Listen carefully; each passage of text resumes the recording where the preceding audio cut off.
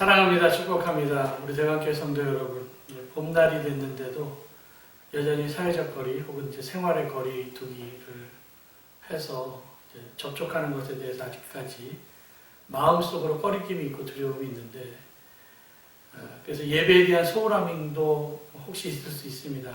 저는 이제 박차고 일어나서 함께 나와서 예배 드리기를 원하면서 오늘도 수요일 여러분과 함께 말씀을 나누려고 합니다. 오늘 말씀은 출애굽기 7장 20절부터 제가 23절까지만 읽겠습니다. 모세와 아론이 여호와께서 명령하신 대로 행하여 바로와 그의 신하의 목전에서 지팡이를 들어 나일강을 치니 그 물이 다 피로 변하고 나일강의 고기가 죽고 그 물에서 악취가 나니 애굽 사람들이 나일강 물을 마시지 못하며 애굽 온 땅에 피가 있으나 애굽 요술사들도 자기들의 요술로 그와 같이 행함으로 바로의 마음이 완악하여 그들의 말을 듣지 아니하니 여호와의 말씀과 같더라.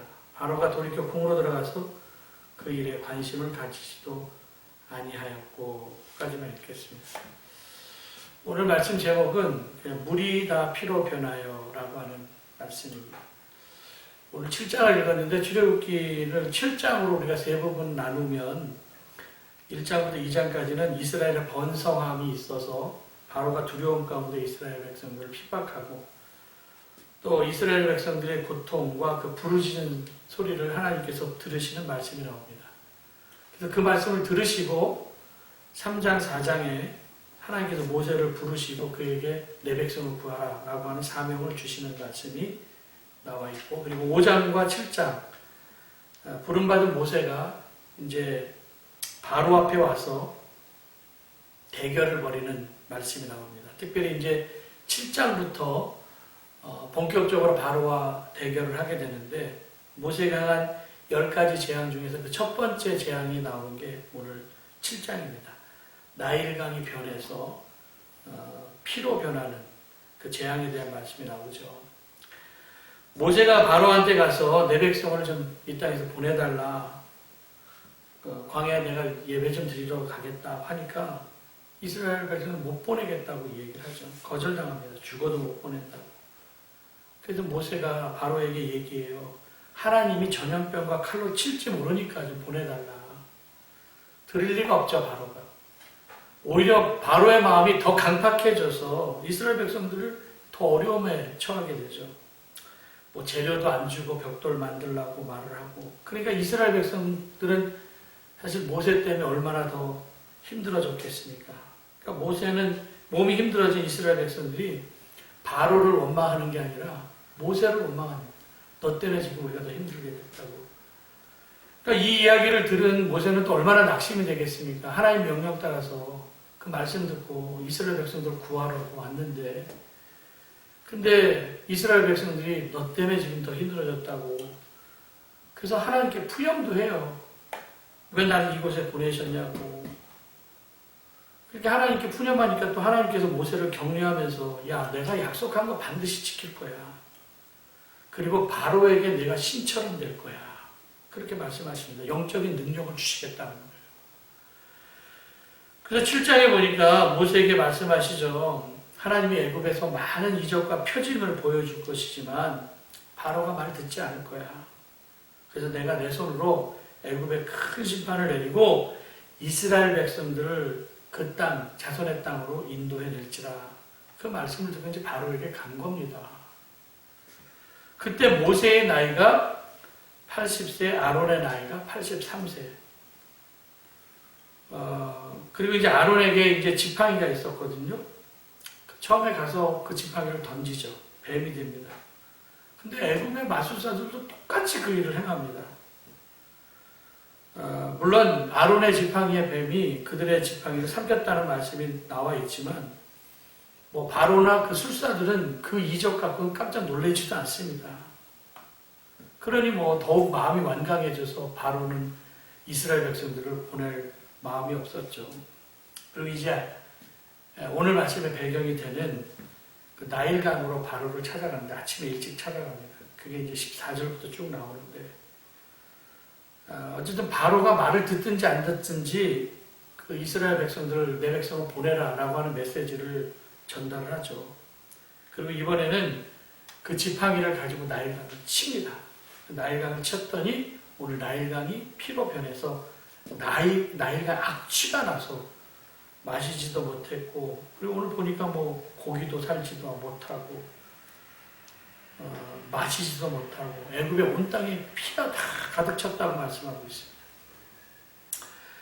그런데 이 일에 대해서 바로가 좀 놀래야 되는데 마음이 완악하여서 오늘 읽은 말씀 22절에 보니까 그들의 말을 듣지 아니하고 돌이켜 그냥 궁으로 들어가 버렸다. 23절 나와 있죠. 오늘 읽은 말씀.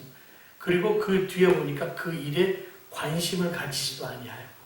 그 첫 번째 나일강을 피로 변한 것에 대해서는요, 바로가 관심도 안 가졌습니다. 그리고 그냥 궁으로 들어가 버려요. 그래서 그 일이 얼마 동안 지속되었냐? 25절에 보니까 7일 동안 계속 지속되었고, 애굽 사람들은 나일강물을 마실 수가 없으니까 강가를 두루 파서 마실 물을 구하였다. 그런 이야기가 나오죠. 백성들은 사실 자기들을 핍박하는 바로를 원망하지 아니하고 네가 와서 바로의 마음을 건드려 갖고 지금 바로가 우리를 더 힘들게 한다. 사실 모세가 이스라엘 백성들을 예배드리러 데리고 나가려고 했었거든요. 바로 안 된다고 얘기를 하고. 지금 우리도 마찬가지죠.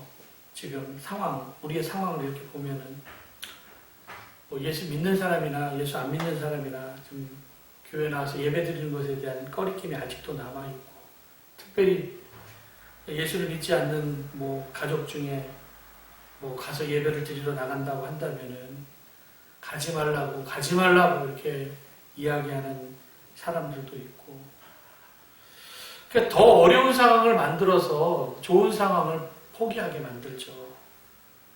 그걸 이제 이기고 나와야 되는데, 뭐 가정의 평화가 더 중요하니까. 그래서 예배를 소홀히 하기 시작합니다. 우리에게 절박함이 있는가? 정말 예배에 대한 절박함이 있는가? 여러분, 너무 힘들면 그냥 그 악한 시스템에 그냥 안주해 버리거든요. 그러면 평생 애굽의 바로의 손에서 벗어날 수가 없습니다. 약간 좋은 것, 약간 편안한 것 때문에 예배를 포기하면 계속 주저앉을 수밖에 없습니다. 출애굽하지 못하죠. 안주하는 것이 여러분 좋은 게 아니라는 거예요.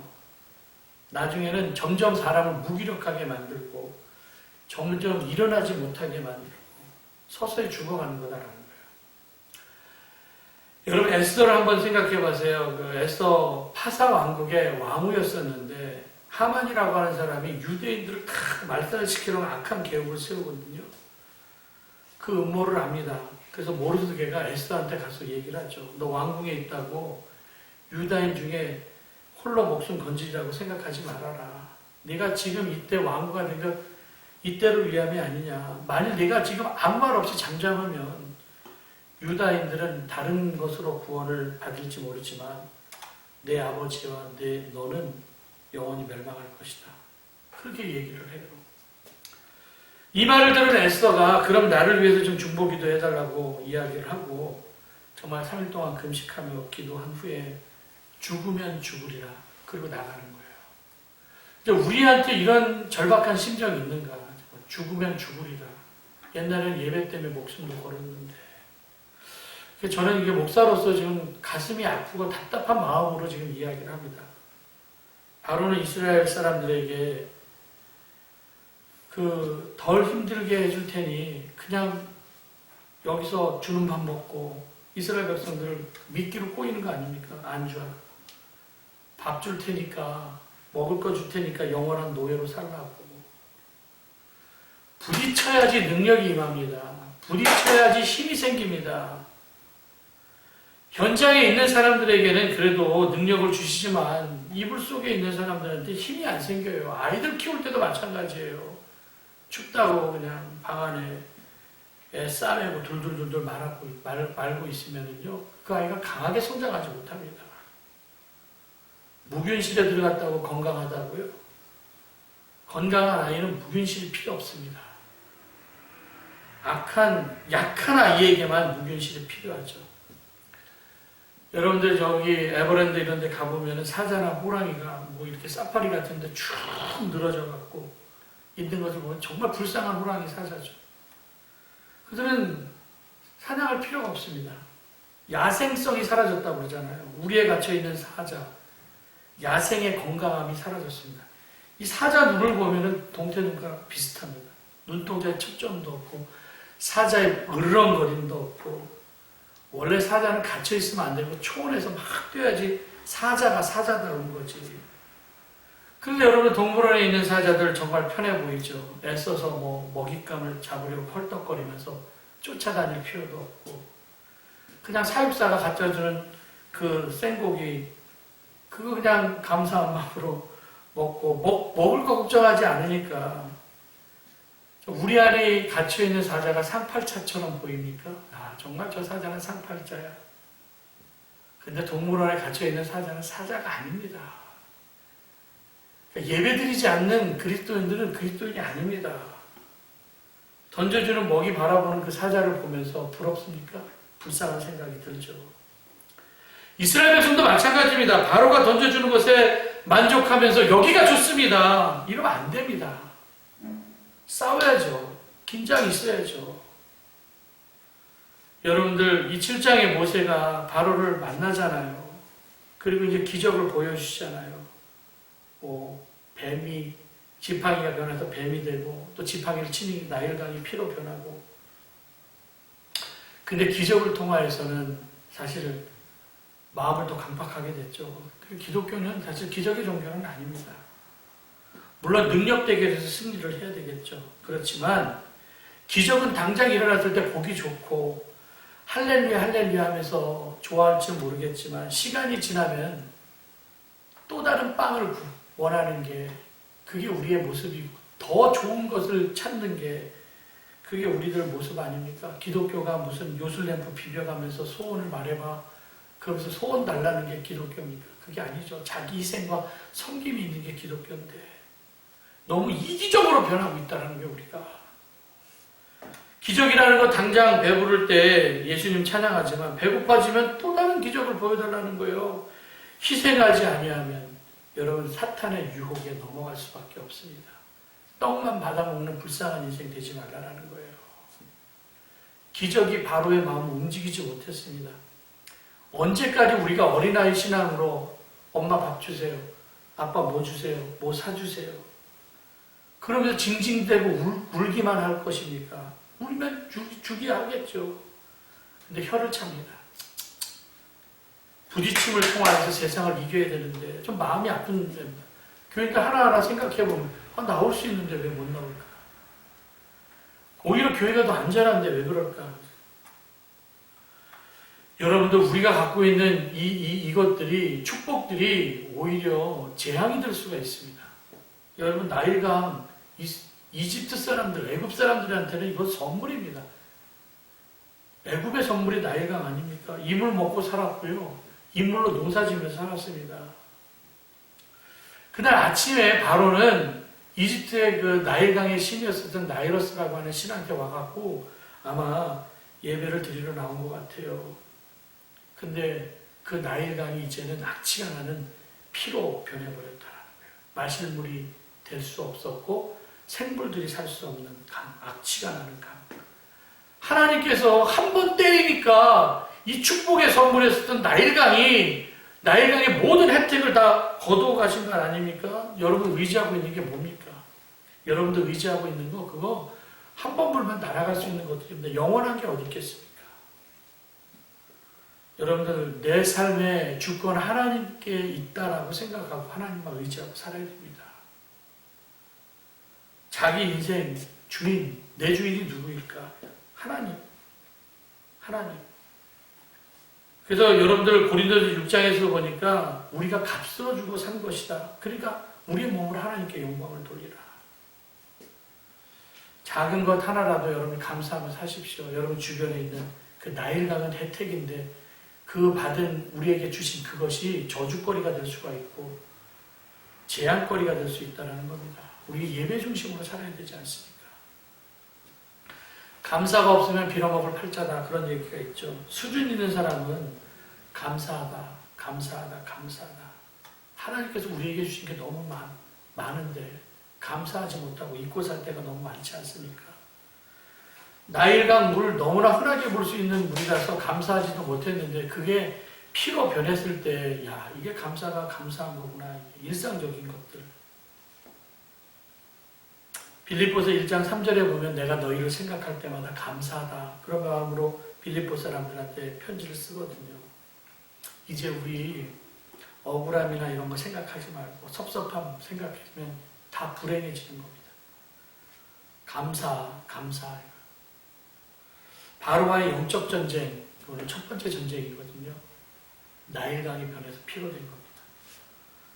사람들은 어쨌든 살면서 악한 마귀와 능력대결을 해서 승리를 해야죠.